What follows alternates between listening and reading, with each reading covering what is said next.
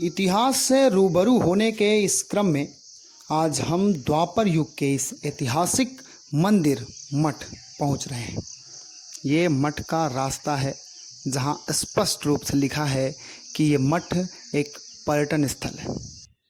गंगा नदी के तट पर स्थित इस मठ को महाकालेश्वर मठ मंदिर के नाम से जाना जाता है। ये मठ का प्रवेश द्वार है। यहाँ स्थित ये 3 शिवलिंग बेहद सुंदर और आस्था का केंद्र है।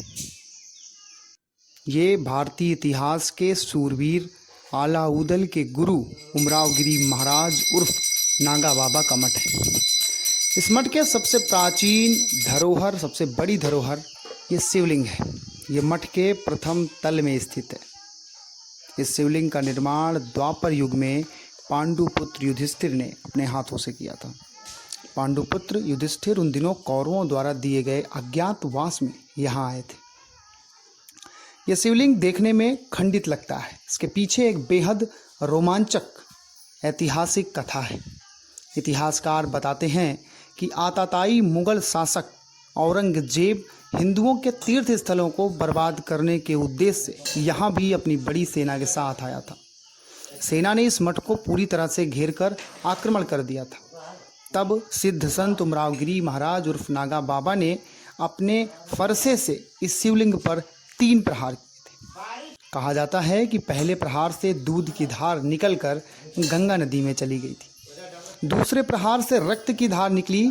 ये देखकर भी औरंगजेब की सेना जब पीछे नहीं हटी, तब अपने आराध्य शिव का ध्यान कर नागा बाबा ने जब इस पर तीसरा प्रहार किया तो उससे निकली असंख्य मधुमक्खियों ने औरंगजेब की सेना पर हमला कर दिया, जिससे सेना पार न पा सकी और भाग खड़ी हुई। जिसके बाद मुगल शासक औरंगजेब ने नागा बाबा से आशीष ले शिवलिंग पर मत्था टेक इस मठ और मठ की संपत्ति को नुकसान पहुंचाने का विचार तक त्याग दिया था।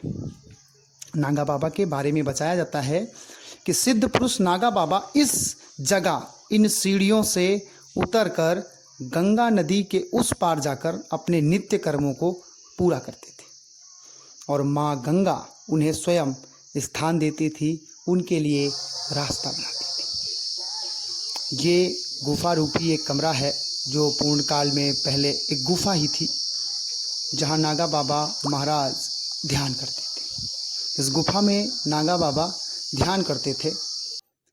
इस स्थान पर नागा महाराज भस्म लगाकर अपने आराध्य शिव का ध्यान करते थे।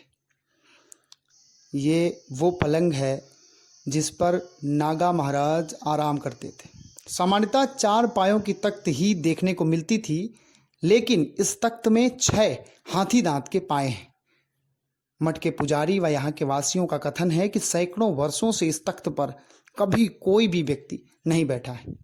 जिसने भी इसमें बैठने का विचार भी किया है या बैठने का प्रयत्न किया है, वो मृत्यु को प्राप्त हो गया। ऐसे कुछ उदाहरण भी मठ से मिलते हैं। इस विश्वास, आस्था और डर के कारण कोई भी इस पर बैठने का विचार मन में भी नहीं लाता है। नागा बाबा का ये नगाड़ा है जिसे वो स्वयं बजाते थे और अपनी सिद्धियों को ध्यान करते वह महादेव को प्रसन्न करते थे। इस मंदिर और मठ की सबसे दुखद और तकलीफदेह बात यह है कि इस मंदिर के जीर्णोद्धार के लिए मठ कई बार सरकार से निवेदन कर चुका है, लेकिन कभी किसी भी सरकार ने इस पर ध्यान नहीं दिया। और आज ये सिद्ध द्वापर युग का मंदिर मठ अपने अस्तित्व की जंग स्वयं लड़ रहा है। यहाँ बने इस शिव मंदिर की स्थिति स्वयं सब कुछ बयां कर रही है।